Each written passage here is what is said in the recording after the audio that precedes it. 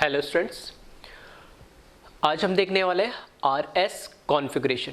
ठीक है, कॉन्फ़िगरेशन हमने पहले भी देखे ज्योमेट्रिकल आइसोमेरिज्म में, जिसमें हमने बोला था सिस ट्रांस कॉन्फ़िगरेशन या ईजेड कॉन्फ़िगरेशन। ठीक है, उसी तरीके से ऑप्टिकल आइसोमेरिज्म में जो कायरल एटम होता है या जो कायरल सेंटर होता है उसका एक कॉन्फ़िगरेशन होता है, either R configuration capital R और आइदर स्मॉल एस कॉन्फ़िगरेशन। ठीक है, ये बहुत ही इम्पॉर्टेंट है with respect to optical isomerism. ठीक है, इसी के बेसिस पे हम बता सकते हैं कि कोई दो कंपाउंड एनेंटियोमर्स होंगे, डाइस्टीरियोमर्स होंगे, आइडेंटिकल होंगे, नॉन आइडेंटिकल होंगे। ठीक है, जो हम आगे पढ़ने वाले हैं। ठीक है, ये टर्म्स आगे आएंगे, तो उस पॉइंट ऑफ व्यू से ये आरएस कॉन्फ़िगरेशन बहुत इंपॉर्टेंट है। ठीक है, तो यहाँ पर इसी के बारे में लिखा हुआ है।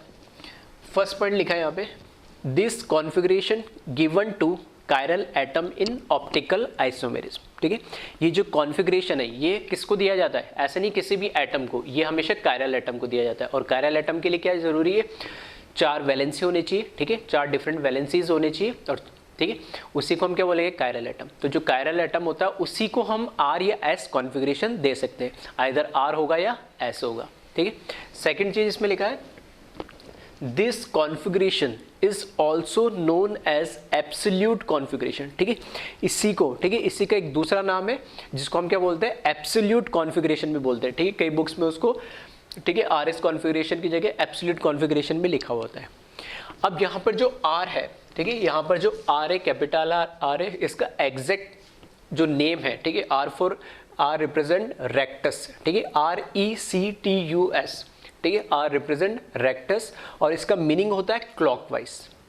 ठीक है, इसी तरीके से जो एस है उसका मीनिंग होता है एस रिप्रेजेंट करता है सिनिस्टर को। ठीक है, सिनिस्टर को हम एस एब्रीविएशन से रिप्रेजेंट करते हैं। ठीक है, एस से रिप्रेजेंट करते हैं सिनिस्टर को, और सिनिस्टर का मीनिंग होता है एंटी क्लॉकवाइज।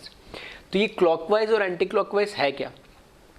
हमने देखा तो ऑप्टिकल एक्टिविटी में हमने देखा था लाइट को क्या होता है, पीपीएल, प्लेन पोलराइज जो लाइट होती है उसको कोई भी कंपाउंड क्या करता है, आइदर रोटेट करता है, नहीं करता है। अगर रोटेट करता है तो आइदर राइट में रोटेट करेगा और आइदर लेफ्ट में रोटेट करेगा। ठीक है, तो हमने बोला जो राइट में रोटेट करता है वो स्मॉल डी डेक्स्ट्रो रोटेटरी कहलाता है, और जो लेफ्ट में रोटेट करता है वो लीवो रोटेटरी कहलाता है। तो वहां से इसमें कि जो हमारा जो कंपाउंड है उसमें जो कायरल एटम होगा वो इस चीज़ को बताता है कि कोई एटम किसी लाइट को कैसे रोटेट कर रहा है। अब इस आर और एस का वहाँ पे जो स्मॉल डी और एल जो हमने पढ़ा था उससे कोई लेना देना नहीं है कि अगर कोई कंपाउंड आर से कोई कंपाउंड इस पीपीएल को अगर राइट में रोटेट कर रहा है, मतलब स्मॉल डी डेक्स्ट्रो रोटेटरी, तो क्या वो क्लॉकवाइज होगा, रेक्टस होगा? ऐसा कोई ज़रूरी नहीं है। या अगर कोई लाइट को एंटी क्लॉकवाइज रोटेट कर रहा है, ठीक है, तो क्या वो एस होगा? ऐसा भी कोई ज़रूरी नहीं है। ये सिर्फ एक कॉन्फ़िगरेशन है, रिप्रेजेंट करने का तरीका है कि अगर वो ऑप्टिकली एक्टिव है तो लाइट को रोटेट तो करेगा राइट या लेफ्ट में, क्लॉकवाइज या एंटी क्लॉकवाइज डायरेक्शन में, लेकिन वो कैसे करेगा वो हमें एक्सपेरिमेंटली पता लगेगा। हाँ, अगर मुझे पता है कि अगर मैंने मान लिया, ठीक है, अगर मैंने मान लिया कि उसका जो कॉन्फ़िगरेशन है आर है, ठीक है, अगर उसका कॉन्फ़िगरेशन क्या है, आर है, किस कायरल एटम का आर है, तो उसकी जो मिरर इमेज होगी उसका कॉन्फ़िगरेशन अपना आप क्या हो जाएगा? एस हो जाएगा। ठीक है, ये भी सुनने में थोड़ा सा अजीब लग रहा है। ठीक है, आगे मैं एग्जांपल्स लूंगा उसमें थोड़ा और क्लियर होगा। तो अभी मैं दोनों चीज़ों को मिक्स नहीं कर रहा हूँ। ठीक है, पहले बस इतना से बोलूंगा। अभी वो जो डी और एल वहाँ पे पढ़ा था हमने, स्मॉल डी और स्मॉल एल, वो बताता है किसी केमिकल कंपाउंड की नेचर को कि वो लाइट को किस डायरेक्शन में रोटेट करेगा, क्लॉकवाइज डायरेक्शन में या एंटी क्लॉकवाइज डायरेक्शन। ठीक है, वो हमें पता लगता है एक्सपेरिमेंटली। ये जहाँ जो हम पढ़ रहे हैं आर और एस, ये हम क्या थ्योरेटिकली यहाँ पर बताएंगे कि यहाँ पर किसी भी कायरल एटम को हम आर और ऐसे क्या दे, आर और जो एस हम कॉन्फ़िगरेशन दे रहे हैं वो हम यहाँ पर, ठीक है, थ्योरेटिकली पेपर के ऊपर हम उसको कैसे रिप्रेजेंट करेंगे कि ये आर होगा या एस होगा। ठीक है, डिफरेंशिएट कैसे करेंगे, क्योंकि हमें क्या आइसोमेरिज्म में हमें पता क्या है कि मॉलिक्यूलर फॉर्मूला तो सेम होता है, स्ट्रक्चर फॉर्मूला भी सेम होगा, तो मुझे कैसे पता लगेगा कि ये डिफरेंट क्या है? तो हमें इस कॉन्फ़िगरेशन से पता लगेगा आइदर आर है या एस है। ठीक है, नेक्स्ट चीज इसमें है कि ये कॉन्फ़िगरेशन निकालते कैसे? कोई भी कंपाउंड हमें दे दिया होगा उसमें कॉन्फ़िगरेशन कैसे निकालते? दो चीज़ें, एक हमने पढ़ा था फिशर प्रोजेक्शन और एक पढ़ा था वेज डैश। ठीक है। और सोहॉर्स और दूसरे भी पढ़े थे, लेकिन ठीक है, सोहॉर्स और दूसरे भी पढ़े थे, लेकिन मैं यहाँ पे बात कर रहा हूँ दो ही, आइदर फिशर प्रोजेक्शन में हम आर एस कॉन्फ़िगरेशन निकालेंगे या फिर वेज डैश में। एक्चुअली वेज डैश का भी कोई स्पेसिफिक ऐसा कॉन्फ़िगरेशन नहीं होता है, लेकिन हाँ एग्जाम पॉइंट ऑफ व्यू से कि हमारा ज़्यादा टाइम खराब ना हो तो फिशर को वेज डैश को पहले फिशर में कन्वर्ट करोगे और फिर उसका कॉन्फ़िगरेशन निकालोगे आर एस, तो टाइम लगेगा। तो यहाँ पे हम दोनों चीज़ देखने वाले, पहले हम देखने वाले फिशर के लिए, फिशर प्रोजेक्शन में कैसे हम आर और एस कॉन्फ़िगरेशन निकालते कायरल एटम का, और फिशर को ही, ठीक है, फिशर से ही हम क्या करते वेज डैश का निकालते हैं। एक्चुअल में होता है क्या, वेज डैश को हम फिशर में कन्वर्ट करो और फिर उससे हम कॉन्फ़िगरेशन निकालो। तो हम यहाँ पे हम देखेंगे डायरेक्ट वेज डैश से भी हम निकाल सकते हैं, वो भी मैं तरीका बता दूंगा। लेकिन यहाँ पर अगर मैं बात करूँ, ठीक है, फॉर एग्जाम्पल फिशर के अंदर क्या होता है, हम 2D से रिप्रेजेंट करते हैं, ठीक है। तो इस तरीके से मैंने मान लिया ये कायरल एटम है, तो मैंने यहाँ मान लिया, यहाँ पर कुछ भी मान लो, हाइड्रोजन हो गया, क्लोरीन हो गया, आयोडीन हो गया, और यहाँ पर क्या हो गया, ब्रोमीन हो गया। ये एक मैंने क्या लिया, ये कार्बन है, चारों ग्रुप्स अलग है, तो ये चारों ग्रुप्स अलग है, तो ये क्या हो गया मेरे पास यहाँ पर कायरल एटम हो गया ये। तो इस कायरल एटम का, ये जो मेरा कायरल एटम है यहाँ पे कार्बन है, इसका मुझे क्या बताना है, कॉन्फ़िगरेशन बताना है कि ये आर होगा या एस कॉन्फ़िगरेशन होगा, ठीक है। तो वो इससे डिसाइड करते हैं। तो इसको डिटरमाइन करने के लिए कुछ रूल्स हैं, ठीक है। बेसिकली दो ही रूल्स बता रहा हूँ मैं, है वैसे दो तीन, लेकिन मैंने मर्ज करके दो ही रूल बनाए।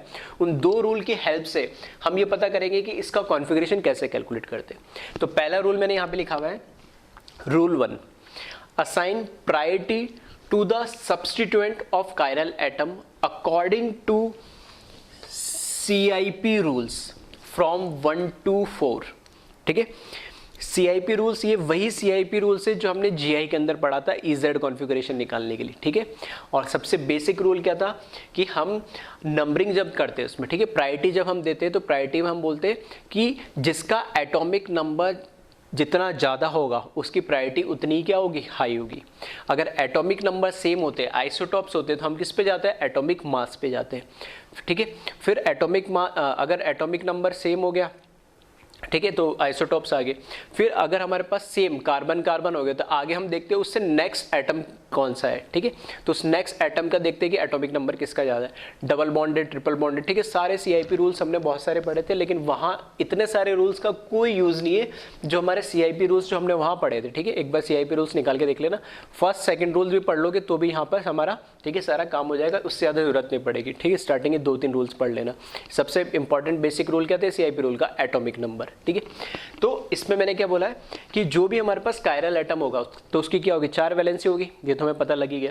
तो 4 वैलेंसी, जैसे 1 2 3 4, अब चारों जो सब्स्टिट्यूएंट्स है इसके, ये चारों सब्स्टिट्यूएंट्स है, इनको हमने क्या देना पड़ेगा, नंबरिंग देने पड़ेगी। कहाँ से, फ्रॉम 1 to 4, 1 2 3 4, इस तरीके से हम उसको क्या देंगे, नंबरिंग देंगे अकॉर्डिंग टू CIP रूल्स के अकॉर्डिंग की प्रायोरिटी मतलब जिसका एटॉमिक, CIP रूल्स में क्या देखते हैं, जिसका एटॉमिक नंबर सबसे ज़्यादा होगा उसको नंबर 1 देंगे, फिर उससे कम वाले को 2, उससे कम वाले को 3, उससे कम वाले को 4, ठीक है। एग्जाम्पल के जैसे इसमें अगर मैं बात करूँ तो हाइड्रोजन, आयोडीन, ब्रोमीन, क्लोरीन, इन चारों में से एटॉमिक नंबर किसका सबसे ज़्यादा है, तो हमें पता आयोडीन का, तो इसको मैं दे दूंगा 1 नंबर, सही है। फिर उसके बाद ब्रोमीन, क्लोरीन, हाइड्रोजन, इसमें से फिर एटॉमिक नंबर आयोडीन का तो ये हो जाएगा 2 नंबर, फिर क्लोरीन का तो ये हो जाएगा 3 नंबर, और लास्ट में आएगा ये 4 नंबर। तो इस तरीके से हमें क्या करनी है, इनकी नंबरिंग करनी। हर एक कायरल एटम है तो हमें पता है 4 डिफरेंट ग्रुप होंगे, यहाँ पे एटम्स है तो वो कोई ग्रुप्स भी हो सकते हैं, ठीक है। तो उनकी हमें नंबरिंग करनी है 1 to 4 करनी अकॉर्डिंग टू CIP रूल्स, ये सबसे पहला काम करना है। एक बार हमने इसकी नंबरिंग कर दी, ठीक है, एक बार हमने इसकी नंबरिंग कर दी, फिर हमें ये देखना है कि इसमें जो फोर्थ वाला, ये जो फोर्थ ग्रुप होगा, इसमें फोर्थ ग्रुप कौन सा होगा, जिसका एटॉमिक नंबर सबसे कम होगा, या CIP रूल्स के अकॉर्डिंग जिसमें प्रायोरिटी जिसको सबसे कम दी जाती है। तो जिसकी प्रायोरिटी सबसे कम दी जाती है अकॉर्डिंग टू CIP रूल्स, उसको हम फोर्थ पोजीशन पे जो होगा वो डिसाइड करेगा कि इसमें R कॉन्फ़िगरेशन होगा या S कॉन्फ़िगरेशन। कैसे डिसाइड करेगा वही हमें देखना, ठीक है। एक बार जो इसका नेक्स्ट रूल है मैं बता भी दूंगा, एक बार थोड़ा सा आइडिया देता हूँ। अब देखना, इसमें 2 पोजिशन है, एक तो ये वाली लाइन है, इसको मैं क्या बोल सकता हूँ, हॉरिजॉन्टल लाइन, और एक ये कौन सी लाइन है, वर्टिकल लाइन, ठीक है। तो अब ये जो फोर्थ प्रायोरिटी ग्रुप है, ये किस पोजीशन पे वो डिपेंड करेगा, यानी कि इसमें आर होगा या एस होगा। कैसे? अगर ये हाइड्रोजन अभी किस पे, ये पोजीशन, दोनों पोजीशन कौन सी है? वर्टिकल। ये दोनों पोजीशन कौन सी है? हॉरिजॉन्टल। अगर fourth priority group vertical position पे आइदर अबव हो या बिलो हो, दोनों कौन सी? Vertical position. फिर से बोल रहा हूँ, अगर फोर्थ प्रायोरिटी ग्रुप अगर वर्टिकल पोजीशन पे हो तो हमें क्या करना है? फोर्थ को क्या करना है? इग्नोर करना है। फोर्थ को क्या करना है? इग्नोर करना है। फोर्थ को तो हमेशा इग्नोर करना है। और हमें शुरू करना है कहाँ से? 1 से। 1 से मूव करेंगे हम कहाँ? 2 पे, ठीक है, काउंटिंग नॉर्मल। 2 से कहाँ मूव करेंगे हम? 3 पे, ठीक है, और 3 से कहाँ मूव करेंगे वापस हम? 1 पे, फोर्थ को इग्नोर करते हुए, ठीक है। वापस मैं बोल रहा हूँ, जो फोर्थ प्रायोरिटी ग्रुप होगा उसको तो हमेशा इग्नोर करना है, ठीक है, इग्नोर करना है। तो फिर 1 से 2 मूव करना है, 2 से क्या करना है? 3 मूव करना है, और 3 से कहाँ जाएंगे? वापस 1 पे आ जाएंगे। तो ऐसा देखोगे तो ये कैसा आ रही है डायरेक्शन? Anti clockwise. कैसे आ रही है डायरेक्शन? Anti clockwise. तो एंटी क्लॉकवाइज आ रही है, तो एंटी क्लॉकवाइज के लिए वो क्या हो जाएगा? सिनिस्टर मतलब एस कॉन्फ़िगरेशन हो जाएगा। किसका? इस कायरल एटम का कॉन्फ़िगरेशन क्या हो जाएगा? एस। आ रही मेरी बात समझ में? ठीक है। अब ये तो हुआ सिंपल, कब? जब ये वर्टिकल पोजीशन पे हुआ। कौन सा? ये हाइड्रोजन या फोर्थ प्रायोरिटी ग्रुप अगर हमारे पास वर्टिकल पोजीशन पे हुआ। तो वर्टिकल पोजीशन पे हो तब तो सबसे सिंपल है, कुछ नहीं करना है, फोर्थ प्रायोरिटी ग्रुप को इग्नोर करते हुए 1 से 2 मूव करो, 2 से 3 मूव करो, 3 से वापस 1 मूव करो, और डायरेक्शन देखो, या तो क्लॉकवाइज आए या तो एंटी क्लॉकवाइज आ रही होगी। अभी कैसा आ रही है? एंटी क्लॉकवाइज, या फिर कैसा आएगी? क्लॉकवाइज। तो अगर एंटी क्लॉकवाइज आ रही है तब तो हम उसको बोल देंगे एस कॉन्फ़िगरेशन, और अगर क्लॉकवाइज आएगी तो हम उसको क्या बोल देंगे? R configuration. कब? जब फोर्थ प्रायोरिटी ग्रुप का वर्टिकल पोजीशन पे, वो यहाँ पे भी हो सकता है, यहाँ पे भी हो सकता है। दूसरी बात, अगर हमारे पास फोर्थ प्रायोरिटी ग्रुप यहाँ हॉरिजॉन्टल पोजीशन पे होता, आइदर राइट होता और या लेफ्ट होता है, किसी भी साइड हो, इसलिए मैं बोल रहा हूँ हॉरिजॉन्टल पोजीशन, आइदर राइट होता या आइदर लेफ्ट होता, तो उस केस में वापस यही काम करते हम, फोर्थ प्रायोरिटी ग्रुप को इग्नोर करते हुए 1 से 2, 2 से 3 और 3 से वापस 1 मूव करते। तो उसमें जो भी डायरेक्शन बनती, क्लॉकवाइज बनती है, एंटी क्लॉकवाइज बनती, ठीक है। फॉर एग्जांपल इसी के अंदर, या एक एग्जांपल मैं और ले लेता हूँ, ठीक है, इसी के अंदर इसको मैं थोड़ा सा मॉडिफाइड कर देता हूँ।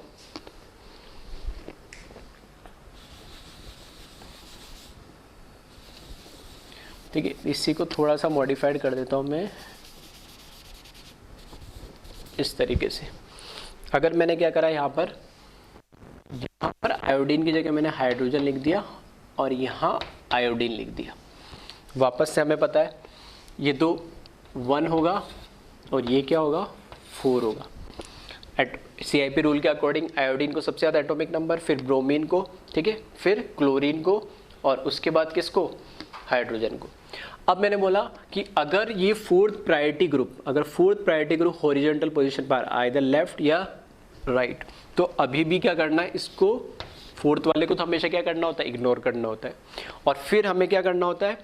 वापस 1 से 2 इग्नोर क्यों करना है? क्योंकि जब मैं 1 से 2 मूव करूंगा तो यहाँ से यहाँ 1 से 2 ऐसे भी जा सकता था मैं, लेकिन जब 1 से 2 ऐसे जाऊंगा तो 3 बीच में आ रहा है, ठीक है, तो इसको इग्नोर नहीं कर सकते। लेकिन जब मैं 1 से 2 इस साइड से जाऊंगा तो 4 आ रहा है, तो 4 को इग्नोर कर सकते। तो मैं इस तरीके से मूव कर रहा हूँ 1 से 2। आ रही मेरी बात समझ? इग्नोर करने की। तो मैं बोल रहा हूँ कि 1 से 2 इस साइड से भी जा सकते थे, लेकिन इस साइड से जाएंगे तो क्लोरीन बीच में आ रहा है, तो इस साइड से नहीं जा सकते। लेकिन यहाँ से जब जा रहे हैं तो हाइड्रोजन बीच में आ रहा है, लेकिन हाइड्रोजन कैसा? फोर्थ प्रायोरिटी ग्रुप है जिसको हमें इग्नोर करना है। तो 1 से 2 मूव करा, फिर 2 से 3 मूव करा, और 3 से वापस क्या मूव करा? 1। तो इसमें देखोगे तो क्या आ रहा है?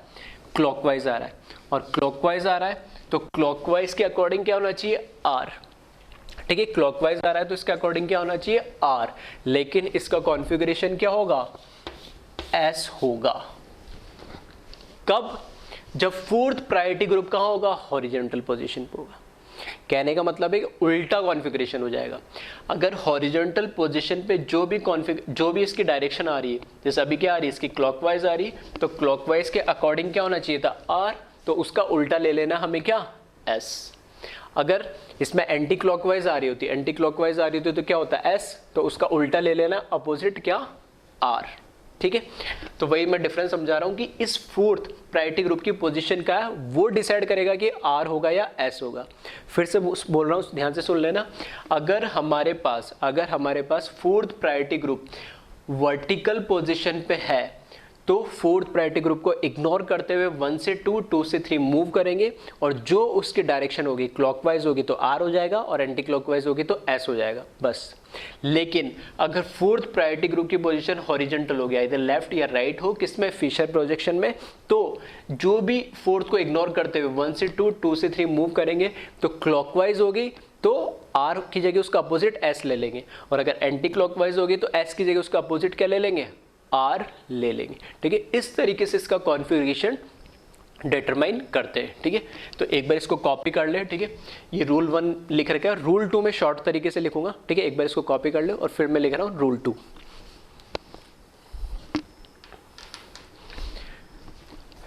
ठीक है, तो वीडियो को पॉज करके इसको कॉपी कर लेना, रूल 2 को। ठीक है, पूरा लैंग्वेज बना लिख के मैं शॉर्ट तरीके से लिख रहा हूँ। तो इसमें सबसे बेसिक सी बात क्या है, ठीक है, एक तो रूल 1 है कि सबसे पहले हमें क्या करना है, इसमें नंबरिंग करनी है इसकी। ठीक है, CIP रूल्स के अकॉर्डिंग इसको 1 to 4 नंबर्स देना है। और सबसे सिंपल इसमें क्या है कि एटॉमिक नंबर देख लो, जिसका एटॉमिक नंबर सबसे ज़्यादा है उसको नंबर 1 देंगे, और जिसका एटॉमिक नंबर सबसे कम है उसको सबसे लास्ट नंबरिंग मिलेगी।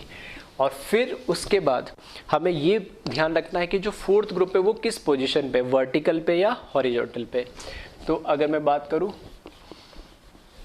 रूल 2 की, फिर ध्यान से सुन लेना, मैं यहाँ एक चीज़ लिख दे रहा हूँ कि ये किसके लिए, फिशर प्रोजेक्शन के लिए। ठीक है, ये जो हम RS कॉन्फ़िगरेशन जो निकालते हैं, ठीक है, कायरल एटम का, वो स्पेसिफिक किसके लिए होता है, फिशर प्रोजेक्शन के लिए। फिशर प्रोजेक्शन के अंदर हमारे पास जो फोर्थ प्रायोरिटी, ठीक है, एटम या ग्रुप जो भी हो, ठीक है, फोर्थ प्रायोरिटी एटम या ग्रुप जो भी होगा, ठीक है, वो डिसाइड करेगा। तो इसमें 2 पॉसिबिलिटी है, तो मैं दोनों लिख दे रहा हूँ। फर्स्ट पॉसिबिलिटी क्या है कि इस फोर्थ प्रायोरिटी ग्रुप की पोजीशन का हो, वर्टिकल। अगर ये वर्टिकल पोजीशन पे हो, ठीक है, तो वर्टिकल पोजीशन पे हो तो हम क्या करेंगे उसके बाद, इग्नोरिंग फोर्थ ग्रुप ही लिख देता हूँ। ठीक है, ग्रुप या एटम दोनों कुछ भी हो सकता है। Ignoring fourth group and move 1 to 2, 2 to 3, इस तरीके से। ठीक है, उसमें पता लग जाएगा आपको। ठीक है, 3 to 1 लाने की जरूरत नहीं, 1 से 2, 2 to 3 मूव करोगे तो भी पता लग जाएगा। ठीक है, अगर ये, ठीक है, फर्दर अगर ये क्या हो रहा है, क्लॉकवाइज डायरेक्शन आ रही है इसकी, तब तो कॉन्फ़िगरेशन हो जाएगा R। और अगर ये एंटी क्लॉकवाइज आ रही है डायरेक्शन, ठीक है, तो इसका कॉन्फ़िगरेशन हो जाएगा S। ठीक है, यही चीज़ मैंने अभी बताई थी। और अगर फोर्थ प्रायोरिटी ग्रुप की पोजीशन हॉरिजॉन्टल हो, ठीक है, हॉरिजॉन्टल पोजीशन पे हो ये, तो इस केस में, ठीक है, यही चीज़ लिख रहा हूँ। ठीक है, इस तरीके से जो वापस ले, इग्नोरिंग, ठीक है, पूरा लिख लेना, मैंने पूरा लिखा, ignoring fourth group and move 1 to 2, 2 to 3, same चीज़ यहीं पे लिख लेना। ठीक है, मैंने एज इट इज़ लिख दिया। और इसमें डिफरेंस क्या है कि अगर यहाँ पे क्लॉकवाइज डायरेक्शन आ रही है तो इसका उल्टा हो जाएगा, आर की जगह ये क्या हो जाएगा, एस हो जाएगा। किस केस में, हॉरिजॉन्टल के केस में। और अगर यहाँ एंटी क्लॉकवाइज डायरेक्शन आ रही है तो ये क्या हो जाएगा, इसका उल्टा एस की जगह आर हो जाएगा।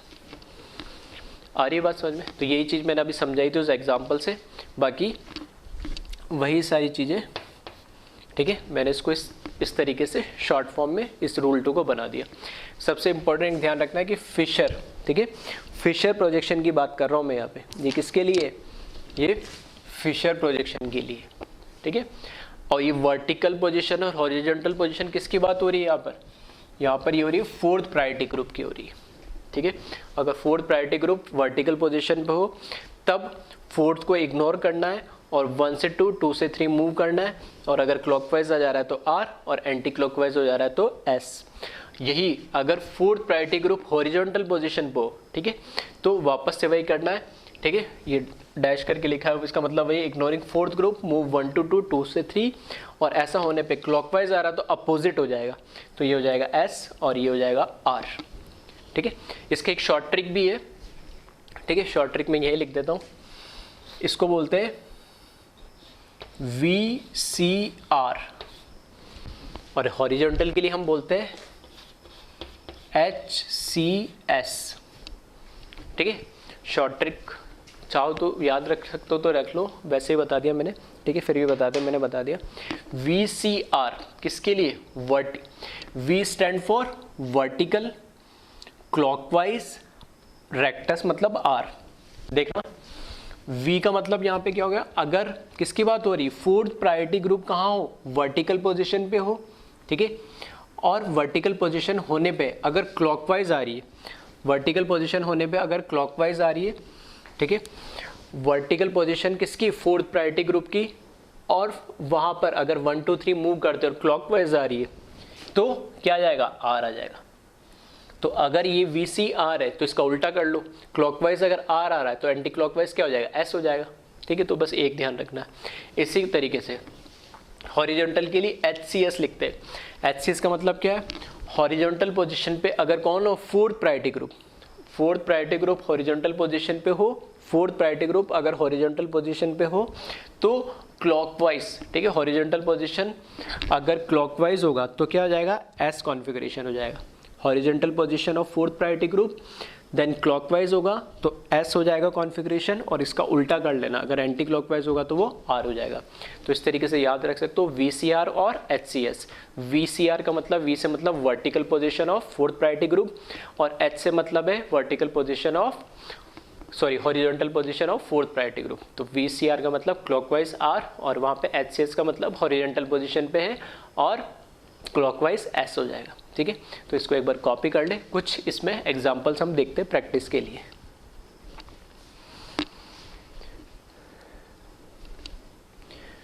ठीक है। तो वीडियो को पॉज करके इसको कॉपी कर लेना, कुछ एग्जांपल्स हम देख लेते हैं इसमें। तो रूल, ठीक है, क्योंकि इसमें कोई थ्योरेटिकल इस तरीके के क्वेश्चंस नहीं आएंगे कि इसके रूल्स बताइए, ठीक है, ये बस हमारे अंडरस्टैंडिंग के लिए, समझने के लिए। तो इस तरीके से शॉर्ट वे में मैंने इसको लिख दिया है ताकि दोनों पैरेलल तुम्हारे सामने रहेगा, तो कंपैरिजन भी करना आसान हो जाएगा और याद रखना भी आसान हो जाएगा, क्योंकि अल्टीमेटली तुम्हें रूल्स क्या है, याद ही रखने हैं, ठीक है। तो रूल्स याद होंगे तो कॉन्फ़िगरेशन निकाल सकोगे। तो इस तरीके से 2 रूल्स में ही मैंने बता दिया किस तरीके से आपको देखना है। कुछ एग्जाम्पल्स इसमें देखते हैं, ठीक है। एक एग्जाम्पल तो अभी कर ही लिया था। इसी तरीके से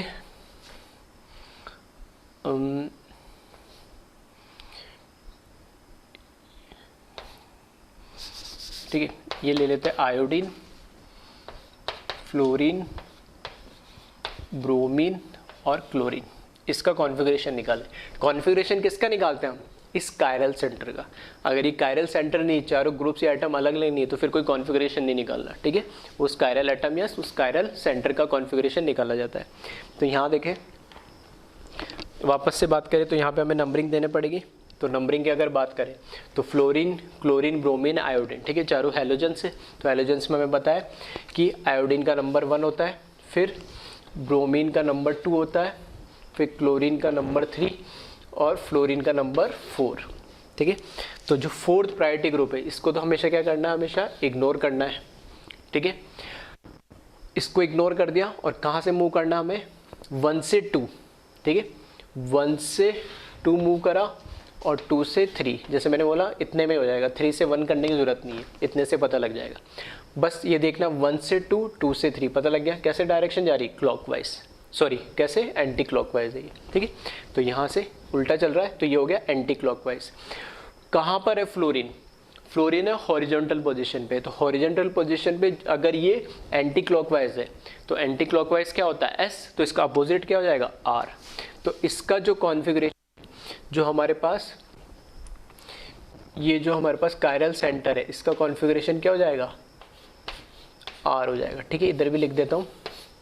वैसे ये इस तरीके से लिखा जाता है, जहाँ पे कायरल सेंटर होता है उसके ऊपर लिखा जाता है। ऐसे मल्टीपल कायरल सेंटर्स भी होते हैं कंपाउंड में, तो हर एक सेंटर को हम वहीं पे बता देते हैं कि आर एक है। तो अभी तो एक ही, तो मैंने नीचे लिख दिया आर। इसी तरीके से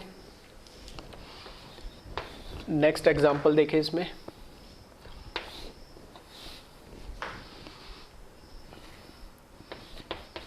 CH3 Cl H और F। ठीक है, इसमें इसका कॉन्फ़िगरेशन बताएं। तो वापस से पहले हमें क्या करना पड़ेगा, वापस से इसमें हमें पहले तो देख लो कायरल सेंटर है यानी फ्लोरीन, क्लोरीन, मिथाइल और हाइड्रोजन, चारों अलग है। ठीक है, तो बिल्कुल ये एक कायरल सेंटर है। कायरल सेंटर है तो इसका हम कॉन्फ़िगरेशन बता सकते हैं, आर होगा या एस होगा। ठीक है, तो आर होगा या एस होगा।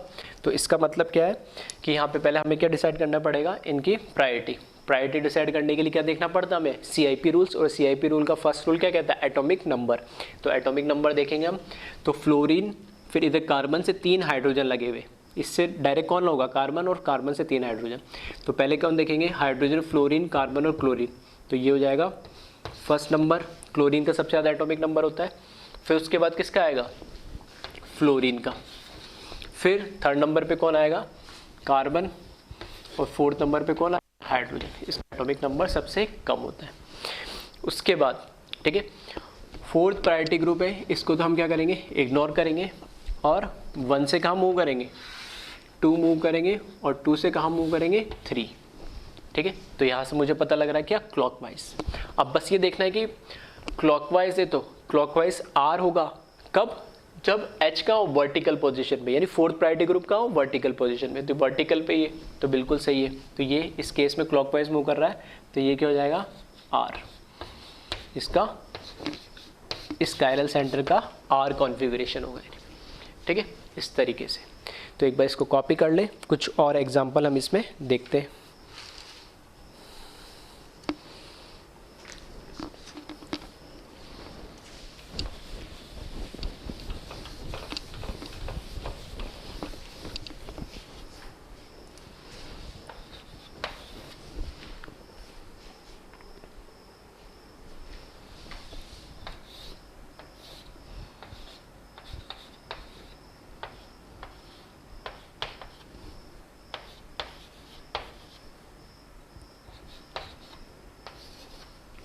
ठीक है, इस कंपाउंड में बताए क्या कॉन्फ़िगरेशन होगा इसका। ठीक है, इसका कॉन्फ़िगरेशन क्या होगा, तो इसमें देखिए पहले तो वही प्रायोरिटी असाइन करने पड़ेगी हमें। तो प्रायोरिटी के केस में पहले तो ये कायरल सेंटर है या नहीं वो भी चेक करते चलना है ना। तो कायरल सेंटर है H, क्लोरीन, ब्रोमीन, और ये पूरा ग्रुप अलग। तो ये कायरल सेंटर है। कायरल सेंटर है तो यहाँ से हम देख सकते हैं atomic number, chlorine, bromine, carbon और हाइड्रोजन में से। ठीक है, इसका कितना हो जाएगा, ये हो जाएगा 1 ब्रोमीन का, फिर क्लोरीन का 2, ठीक है, कार्बन और हाइड्रोजन में से कार्बन का 3 और हाइड्रोजन का क्या 4। ये हमने क्या करी, ठीक है, 1 to 4 हमने प्रायोरिटी नंबरिंग असाइन कर दी। अब इसके बाद ठीक है, फोर्थ को क्या करना है, हमें इग्नोर करना है, और 1 से कहाँ मूव करेंगे 2, और 2 से कहाँ मूव करेंगे 3। तो यहाँ से देख सकते हो वापस क्या आ रहा है, एंटी क्लॉकवाइज। एंटी क्लॉकवाइज आ रहा है। ठीक है, तो एंटी क्लॉकवाइज आ रहा है तो क्या होना चाहिए, एस होना चाहिए। लेकिन फोर्थ प्रायोरिटी ग्रुप किस पोजीशन पे है, हॉरिजॉन्टल पोजीशन पे। तो क्या हो जाएगा, इसका उल्टा हो जाएगा। ये हम शॉर्ट ट्रिक हमने कैसे लिखी थी, HCS। ठीक है, हॉरिजॉन्टल पे हो तो क्लॉकवाइज क्या हो जाएगा S, तो एंटी क्लॉकवाइज क्या हो जाएगा R। तो ये इसका कॉन्फ़िगरेशन क्या हो जाएगा R। ठीक है, नेक्स्ट देखें। ठीक है, तो सिंपल होता है बहुत, बस इसमें तुम्हें एक चीज़ ध्यान रखनी है कि पोजीशन क्या है। ठीक है, CIP रूल्स में एटॉमिक नंबर का ही मिलेंगे मैक्सिमम केस, तो उसमें तो कोई दिक्कत वैसे भी नहीं आनी है। ठीक है, फिर एक एग्जांपल और देख लेते हैं।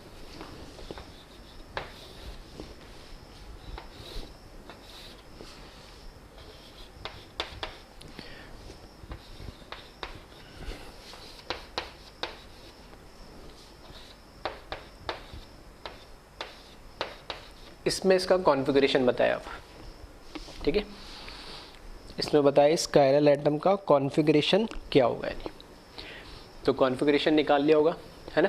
तो क्या करना है, सबसे पहले चेक कर लो, मिथाइल अलग है, SH अलग ग्रुप है, OH अलग ग्रुप है, ये पूरा ग्रुप अलग है, तो ये कायरल सेंटर तो होगा, तो मैंने बना दिया स्टार। अब प्रायोरिटी असाइन करनी है, तो प्रायोरिटी असाइन करनी है तो देखना है, ये कार्बन है, ये भी कार्बन है, ये ऑक्सीजन है, ये क्या है, सल्फर है। तो एटॉमिक नंबर की बात करें, कार्बन कार्बन और ऑक्सीजन विद सल्फर, तो सबसे पहले सल्फर आएगा, एटॉमिक नंबर सबसे ज़्यादा इसका होता है, तो ये हो गया 1। इधर ऑक्सीजन है, उससे कम एटॉमिक नंबर 2। अब यहाँ देखना मुझे कार्बन, ठीक है, इस कार्बन और इस कार्बन में, ठीक है, इस कार्बन में देखोगे तो इधर बिल्कुल कौन आ रहा है, इसके ऑक्सीजन आ रहा है, जबकि इसके कौन आएगा, हाइड्रोजन आएगा, ठीक है। या मैं ऐसे बोल सकता हूँ O आएगा 3 और यहाँ पर क्या है, H है, तो इस केस में इसको क्या मिलेगा, 3 मिल जाएगा, और इसको क्या मिल जाएगा, 4th मिल जाएगा, ठीक है। तो बस 4th को इग्नोर करो, ठीक है, और 1 to 2, 2 to 3 मूव करो, और देख लो इसमें कि यहाँ पर, ठीक है, इसके अंदर 1 से 2, 2 से 3 मूव करोगे तो यहाँ पर सिंपल सा है, सिंपल इसलिए हो गया क्योंकि जो 4th प्रायोरिटी ग्रुप है वो कहाँ आ गया, हमारे पास वर्टिकल पोजीशन पे आ गया, तो और ज़्यादा सिंपल हो गया ये।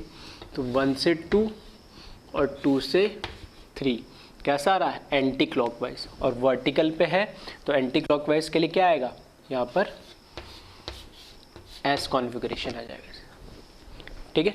तो इस तरीके से हम क्या कर सकते हैं, जो भी हमारे पास कायरल एटम हो, ठीक है, जो भी हमारे पास कायरल एटम हो, उस कायरल एटम का क्या कर सकते हैं हम, R और S कॉन्फ़िगरेशन डिटरमाइन कर सकते हैं। फिर से बोल रहा हूँ, ये R और S जो मैंने बोला था क्लॉकवाइज और एंटी क्लॉकवाइज, ये डायरेक्शन बता रही है, ठीक है, ये एंटी क्लॉकवाइज या फिर ये क्लॉकवाइज जो भी डायरेक्शन है वो हमें बता रही है, लाइट से इसका रोटेट करने का कोई लेना देना नहीं है। आ रही मेरी बात समझ में। तो ये हमने आर रेक्टस जो क्लॉकवाइज और एस सिनिस्टर एंटी क्लॉकवाइज लिखा था, वो एक्चुअल इसका मीनिंग है कि पेपर पे हम क्लॉकवाइज मूव कर रहे हैं या एंटी क्लॉकवाइज मूव कर रहे हैं, उसके अकॉर्डिंग हम उसको आर या एस कॉन्फ़िगरेशन असाइन कर देते हैं। ठीक है, तो एक बार इसको ध्यान से देख लें। अब अभी तक हमने बात करी किसकी, फिशर प्रोजेक्शन में कैसे हम आर एस कॉन्फ़िगरेशन निकालते हैं। मैंने बोला था दो में निकालते हैं, एक फिशर में और एक वेज डैश में।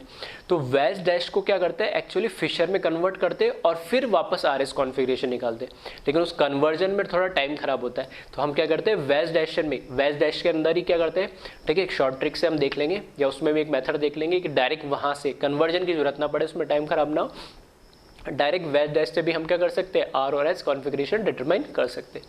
तो एक बार इसको कॉपी कर ले, फिर हम आगे देखेंगे।